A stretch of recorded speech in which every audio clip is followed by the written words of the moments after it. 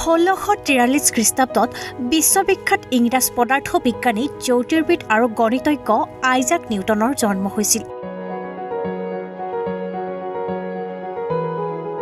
1809 খ্ৰীষ্টাব্দত অন্ধ লোকৰ লিখনি পদ্ধতিৰ উদ্ভাৱক লুইচ ব্ৰেইলৰ জন্ম হৈছিল। 1877 চনত বিখ্যাত বৈজ্ঞানিক টমাছ আলভা এডিছনে ফোনোগ্ৰাম আৱিষ্কাৰ কৰিছিল।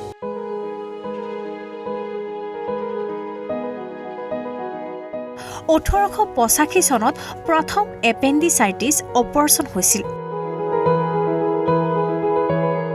1948 চনত পূৰ্ব পাকিস্তান মুছলিম লীগ প্ৰতিষ্ঠা হৈছিল।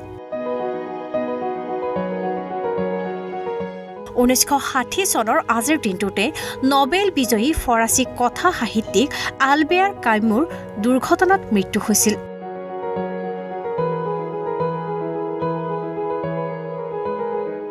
1948 খ্ৰীষ্টাব্দত ম্যানমাৰে স্বাধীনতা লাভ কৰিছিল। সেয়ে আজিৰ দিনটোত ম্যানমাৰে স্বাধীনতা দিৱস হিচাপে পালন কৰে।